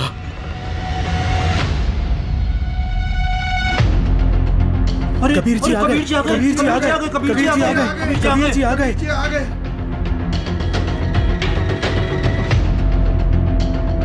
हे भगवान, सिकंदर लोधी ने अपने गुरुदेव की हत्या कर दी। अरे नादानो, कोई किसी को नहीं मारता। अपने गुरुदेव के प्रारब्ध में था इनके हाथों मरना। नहीं तो कहां सिकंदर लोधी बादशाह दिल्ली से चलकर यहाँ अपने आश्रम में आए। इनका तो कोई मतलब ही नहीं बनता यहाँ आने का। भक्तों, अपने गुरुदेव जी का संस्कार इन्हीं के हाथों मरने का था। अरे ये तो फिर से आ गया। अब ये क्या करेगा? गुरुदेव, आरती का समय हो गया। आपके सारे भक्त आपकी प्रतीक्षा कर रहे हैं। उठिए गुरुदेव। हे भगवान, हे गुरुदेव, यहाँ आपके बच्चे खड़े हैं।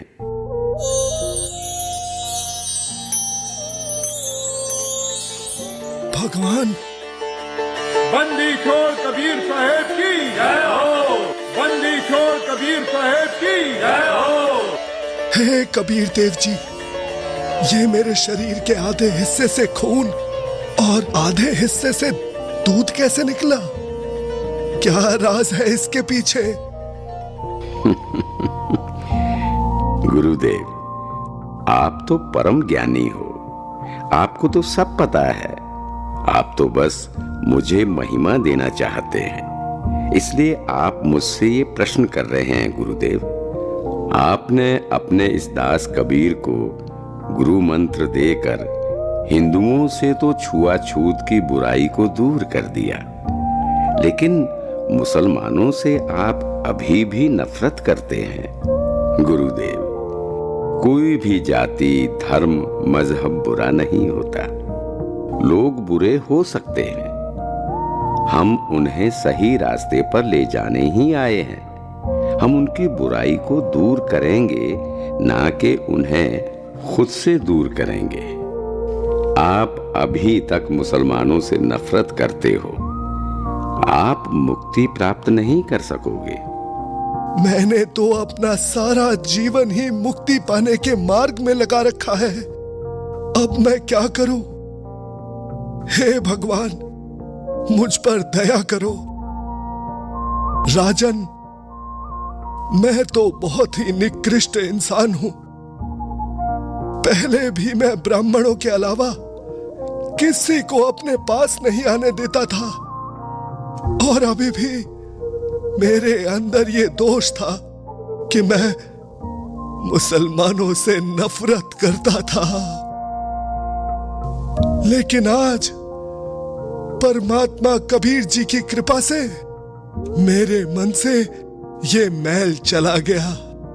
दुनिया के लिए मेरे शिष्य बनकर लीला कर रहे हैं, किंतु सच तो यही है कि ये सर्व सृष्टि रचनहार है, और मैं भी इन्हीं की शरण में हूं। राजन, मैंने तुम्हें बहुत बुरा भला कहा, मुझे क्षमा करना। मुझे माफ करें गुरुदेव, मैं एक नीच इंसान हूं। मैंने भी बिना सोचे समझे आप जैसे महापुरुष की हत्या कर दी। हो तो मेरी खुशकिस्मती है कि आज मुझे परमात्मा कबीर देव जी के रूप में खुद अल्लाह ही मिल गए। मेरा भी न जाने कौन से जन्म का पुण्य फल उदय हुआ कि मुझ नीच को आप कबीर प्रभु मिल गए।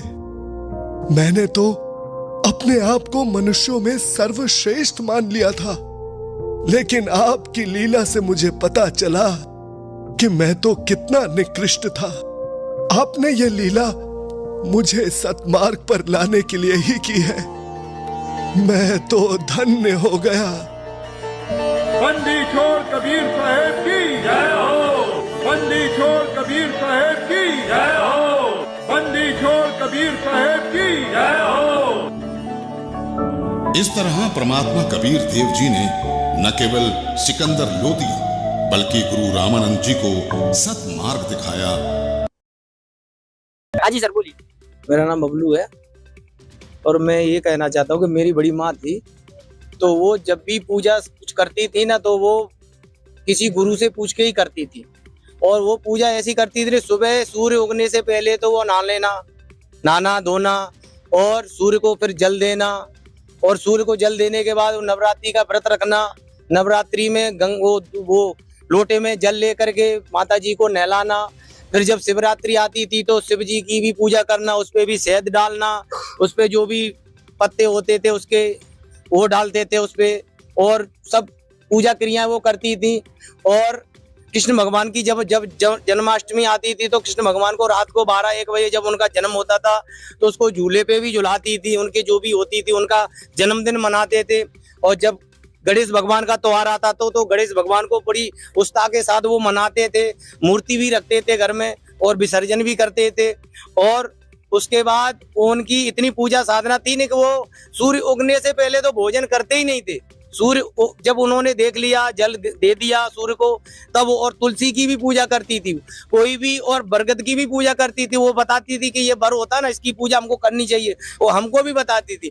लेकिन उनकी पूजा इतनी करते करते वो समय से पहले ही चली गई। तो क्या उन्होंने पूजा नहीं की थी? अगर ये भगवान होता तो उनको क्या मतलब 24 यानी कि मतलब 42 वर्ष की उम्र में वो चली गई, तो क्या उनकी पूजा सही नहीं थी, या मतलब वो पूजा भगवान के लिए कर नहीं रही थी? तो अगर भगवान होता तो क्या उसको सपोर्ट नहीं करता, उसको बचाता, उसकी उम्र बढ़ाता कि नहीं बढ़ाता? बहुत ही अच्छे सवाल है। इन सवालों के हम सटीक जवाब जानने की कोशिश करेंगे संत रामपाल जी महाराज जी के अनुयायियों से, जो भगवान के होने का दावा करते हैं। नमस्कार सर, इन्होंने जो सवाल किया उनका सवाल है कि उनकी माँ की अकाल मृत्यु हो गई भगवान की भक्ति को करते हुए, क्या कहना चाहेंगे आप इसके बारे में? जो वो भक्ति करती थी ना, वो शास्त्रों के प्रमाणित नहीं थी।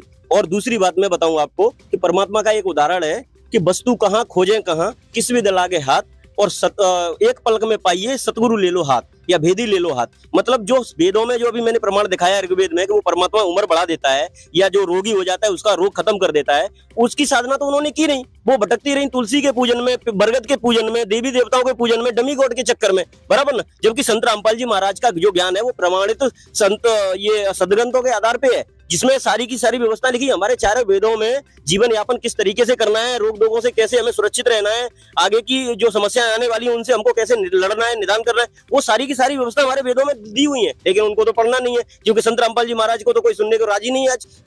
ये जो भी है इनको साइंस पे पहले भरोसा करेंगे और जब साइंस से दुखी हो जाएंगे तो नास्तिक हो जाएंगे। इस संसार के अंदर दो प्रकार की साधनाएं चल रही है, भक्ति चल रही है। एक तो बिल्कुल शास्त्र विरुद्ध और एक शास्त्र अनुकूल, है ना। जो शास्त्रों के विरुद्ध अगर आप साधना करोगे, भगवानों की पूजा करोगे, तो आपको किसी प्रकार का कोई लाभ नहीं होगा। और अगर शास्त्र अनुकूल भक्ति आप करोगे तो आपको सब कुछ लाभ होगा। जो साधना केवल इस संसार के अंदर बंदी छोड़ सदगुरु रामपाल जी भगवान बताते हैं। संत रामपाल जी महाराज के अलावा किसी भी संत के पास ऐसी कोई साधना नहीं है जिससे हमारी आयुष्य रक्षा हो, या हमारा शरीर स्वस्थ रहे, या हमारी मृत्यु टल जाए, या हमें यहाँ सुख मिले। इसलिए हम सभी जनता से प्रार्थना करना चाहेंगे कि भाई एक बार आप साइंस के चक्कर में ना पड़ के संत रामपाल जी महाराज का सत्संग सुनना शुरू कर दो, उसके सारे क्लियर डाउट्स आपके क्लियर हो जाएंगे। सर एक सवाल मेरा भी है, जनता की तरफ से, क्या आपने भगवान को देखा है? जी बिल्कुल देखा है, हमने अपनी आंखों से देखा है। परमात्मा हमारे पूज्य गुरुजी संत रामपाल जी महाराज बताते हैं कि वो परमात्मा कबीर देव हैं, सतलोक के तीसरे पृष्ठ के ऊपर बैठा है, राजा के समान दृश्यमान है। उसके एक रोमकूप की जो शोभा है वो करोड़ों सूर्य और करोड़ चंद्रमा जैसी है। वो परमात्मा यहाँ सशरीर आता है, शिशु का रूप धारण करता है, और यहाँ उसकी परवरिश की लीला जो है वो कुंवारी गाय के दूध से होती है। वो परमात्मा का शरीर हमारे जैसा नहीं है, वो अविनाशी शरीर लेके आता है, और जब यहाँ समय अपना खत्म करके फिर वापस चला जाता है। वो परमात्मा तीन तरह से हमारी मानव की रक्षा करता है, संभाल करता है। उसमें वो परमात्मा कभी भी यहाँ संत रूप में आ सकता है ना। इसी तरह से वो परमात्मा आज संत रामपाल जी महाराज के रूप में, सदगुरु के रूप में इस पृथ्वी के ऊपर विचल रहे हैं, पृथ्वी के ऊपर ज्ञान दे रहे हैं। जिसको भी भगवान का अनुभव करना है वो एक बार संत रामपाल जी महाराज का सत्संग सुने, उन्हें अपने आप पता चल जाएगा कि इस पृथ्वी के ऊपर अगर भगवान है तो केवल कबीर परमात्मा के रूप में आए हुए सदगुरु रामपाल जी महाराज है। देखिए सर ने इन लोगों के जो सवाल थे उनका काफी हद तक अच्छे से डिफाइन करके जवाब दिए और कहीं ना कहीं हमको संतुष्ट भी किया है। सर जैसे कि भाई साहब ने बताया जी महाराज जी के शिष्यों ने जो आपके प्रश्न का जवाब दिया, उन्होंने स्पष्ट किया कि अभी वर्तमान में समाज में दो प्रकार की भक्ति साधनाएं चल रही है, एक शास्त्र अनुसार और एक शास्त्र विरुद्ध। आपकी माताजी जो भक्ति करती थी वो शास्त्र विरुद्ध करती थी, उस भक्ति का कहीं भी प्रमाण नहीं है। जो भाई साहब ने अभी कहा कि जैसे आप मतलब गलत साधना पे चल रहे थे, तो इससे पहले पुराने जमाने के भी पूर्वज भी तो यही पूजा करते थे, उनके पास रिद्धि सिद्धि कैसे आती थी? और जो वो अकेले तो करती नहीं थी, वो उनके तो गुरु बताते थे तब वो ये साधना करती थी। तो क्या वो गुरु गलत थे? और चलो माना कि वो डब्बी की पूजा करते थे, वो पत्थर की मूर्ति की पूजा करते थे, तो जिनके कारण मतलब उनकी साधना गलत थी, जिसके कारण उनकी मतलब गलत तरीके से उनकी मृत्यु हुई उम्र से पहले, तो क्या इनके पास कोई ऐसा सबूत है जो ये हमको बता सके कि इनके भगवान ने, जो भी इनके संत रामपाल जी महाराज ने या इनके भगवान ने उनकी मतलब उम्र बढ़ाई या उनके कोई रोग का नाश किया, ये दे सकते हैं उनका पुख्ता सबूत हमको? जी सर, आपके सवाल का जवाब जानने की कोशिश करेंगे हम। हाँ जी सर, कौन देगा इनके सवाल का जवाब? नमस्ते सर, बहुत अच्छी बात है जो ये कह रहे हैं कि हमारी माता जी ने बहुत अच्छी साधना की, उन्होंने गुरु भी बना रखा था। तो हम कहना चाहेंगे संत रामपाल जी महाराज का शिष्य में, और संत रामपाल जी महाराज ने हमें बता रखा है कि जिसका गुरु हो आंध्रा चेला खरा निरंत, और अंधे को अंधा मिले दोनों काल के पंथ। तो पर इनके जो माता जी ने भक्ति की थी वो शास्त्र विरुद्ध की थी, जिसमें संत रामपाल जी महाराज ने कहा है कि पाती तोड़ चाहते अंधे पत्ते, इनके कभी ना करते फंदे। तो उन्होंने तुलसी की और बेलपत्री पूजा की थी चढ़ा चढ़ा के भगवान की। लेकिन हमारे संत रामपाल जी महाराज ने मैं जीता जी साक्षात आपके सामने खड़ा हूँ, और हमको 3 अटैक आए थे। इसका प्रमाण हिम्मतनगर गुजरात में आप जो हृदय हॉस्पिटल है उसमें रौनक शाह डॉक्टर साहब हैं, उनके पास प्रमाण हजारों लोगों की संख्या में उन्होंने स्पष्ट कर दिया था कि ये मर चुका है, ये बंदा मर चुका है, इसके लिए एम्बुलेंस करो, गाड़ी लेके घर चले जाओ। लेकिन उसी समय याद आया कि मैं तो संत रामपाल जी महाराज की शरण में हूँ, और रामपाल जी महाराज कहते हैं कि हमारे भक्त की कभी अकस्मात मृत्यु नहीं हो सकती है। तो हमने संत रामपाल जी महाराज को अपने अंतर आत्मा से दंडवत प्रणाम किया और कहा परमात्मा मैं भक्ति करना चाहता हूँ। तो उसी समय वो डॉक्टर इनकार कर रहे थे कि सर मरा हुआ इंसान कैसे दंडवत प्रणाम कर सकता है? डॉक्टर ने ये प्रूव कर दिया था इसको लेके जाओ ये मर चुका है, लेकिन हम अपने आप में जिंदा थे। हमने परमात्मा को ये विचार किया कि परमात्मा की शरण में हूँ और परमात्मा के भक्त कभी मरते नहीं। संत रामपाल जी महाराज कहते हैं, सत्संगों में बताते हैं हमको कि हमारे भक्त जो होते हैं अकस्मात नहीं मर सकते।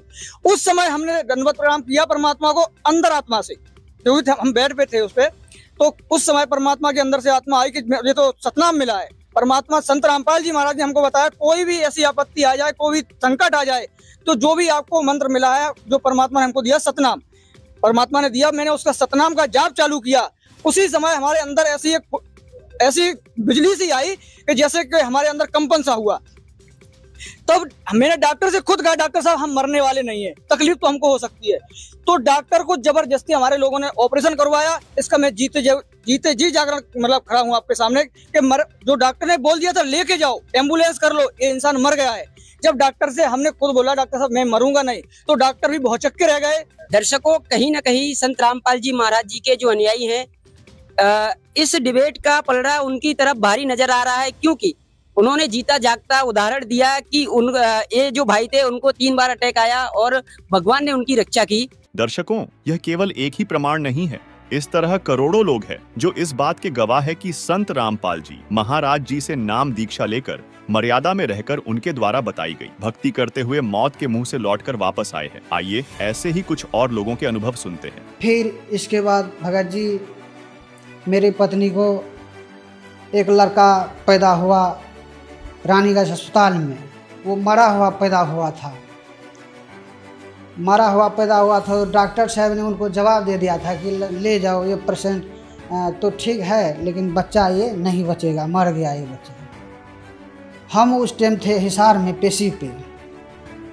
हिसार में जब पेशी पे थे तो घर का परिवार का आदमी मेरे को फ़ोन कर दिया कि मेरा नाम से कि ललन जी आपको लड़का हुआ था, वो लड़का मर चुका है।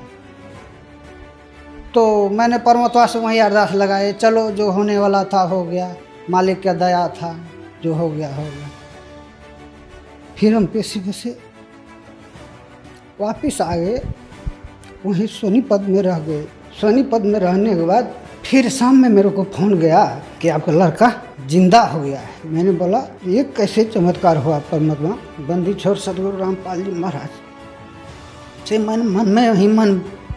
मैंने बतलाया। तो हमने सोचा चलो मालिक का कृपा है, परमात्मा जगत गुरु तत्वदर्शी संत रामपाल जी महाराज का दया हो गया। आज वो लड़का 5 साल का है। डॉक्टरों ने उन लोगों को जवाब दे दिया था। फिर मेरे पास फ़ोन गया तो मैंने संत रामपाल जी महाराज से प्रार्थना लगाया। फिर बाद में मेरे को फ़ोन गया कि लड़का जिंदा हो गया संत रामपाल जी महाराज की दया से। और संत रामपाल जी महाराज जी के शरण में आने से बाद में फिर मैं घर पे गया। और घर पे गया तो वैसे हमारी लड़की थी 5-6 महीने में नाम लिए, बाद में नामकरण वो लड़की वैसे ही घर में खेल रही थी और मैं खेत में गया हुआ था। पीछे से उसकी डेथ हो गई थी और सारा गांव इकट्ठा हो गया।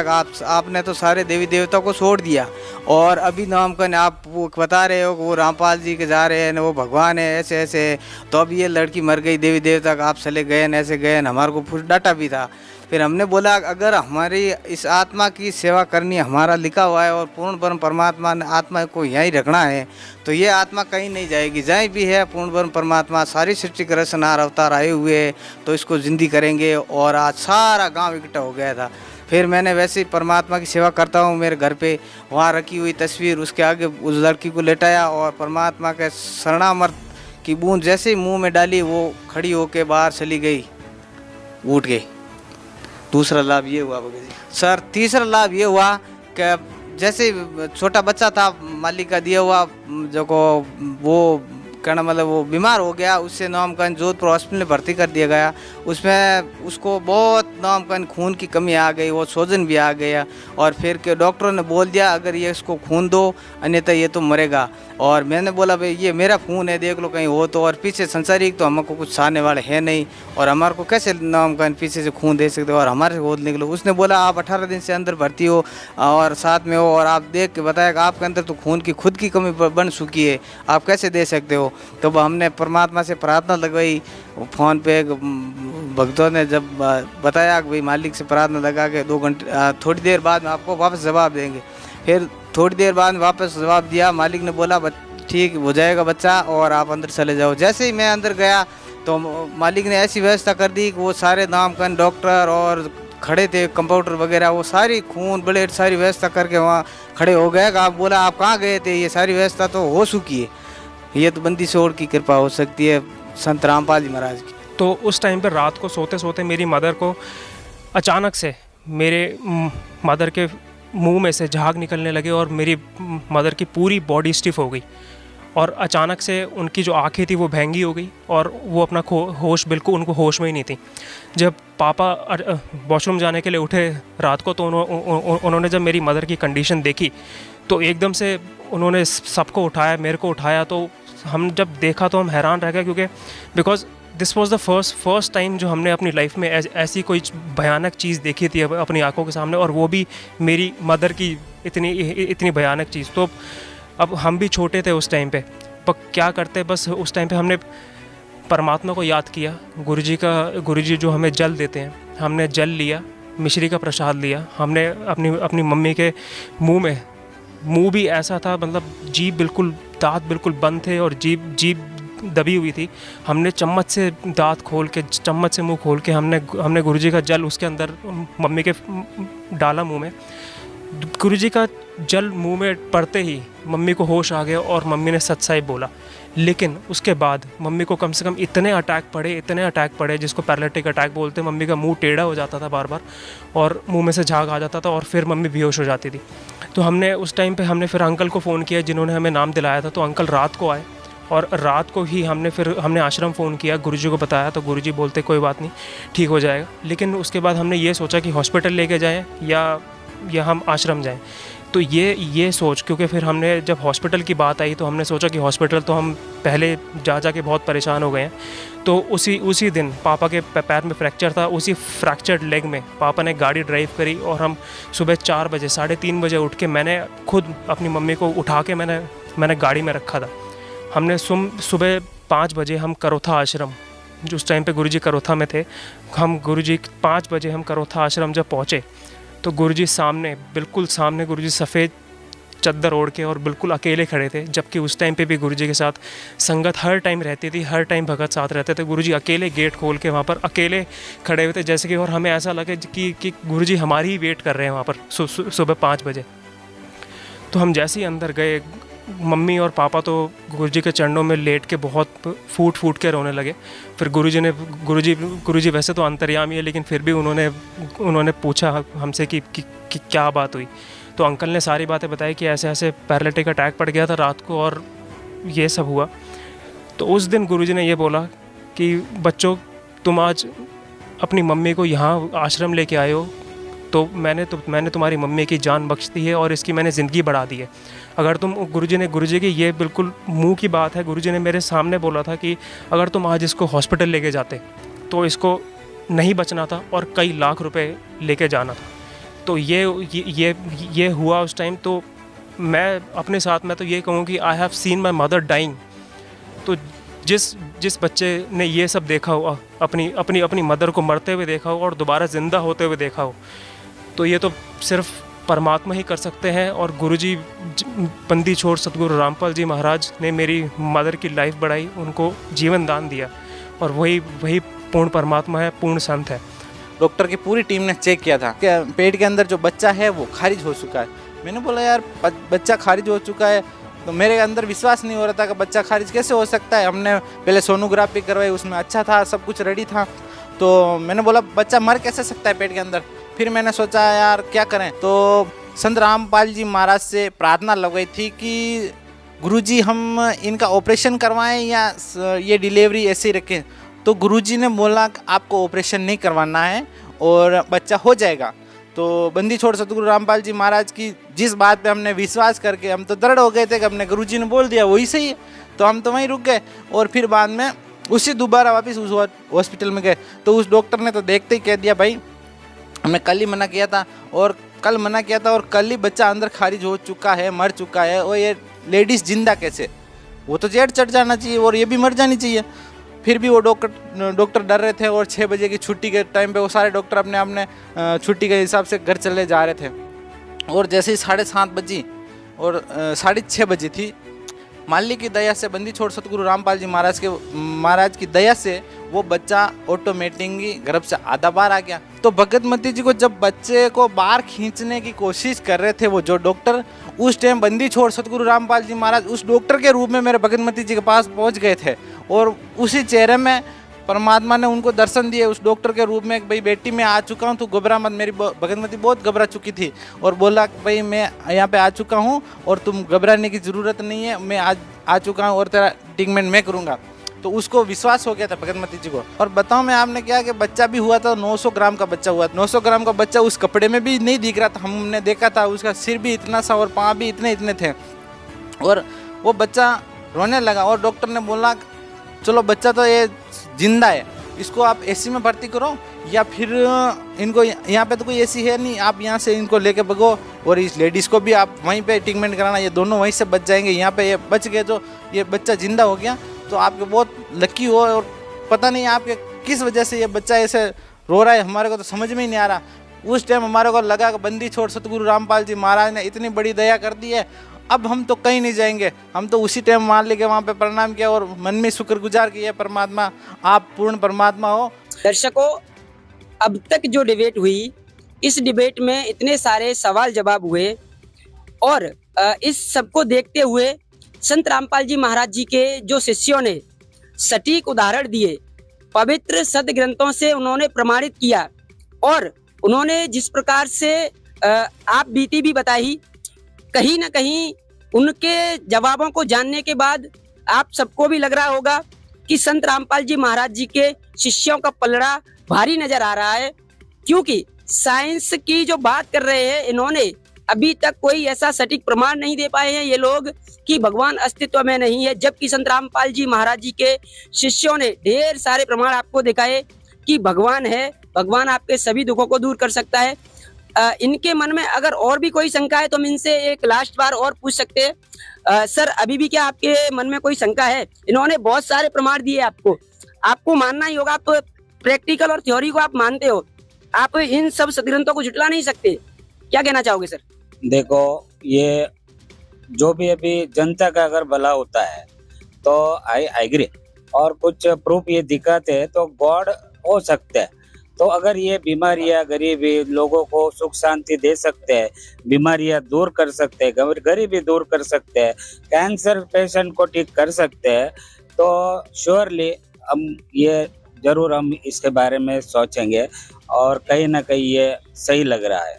दर्शकों, हमने इस प्रोग्राम में जो सबसे मेन पॉइंट रखा था, हमारा सवाल था भगवान का अस्तित्व में होना, भगवान है या नहीं है।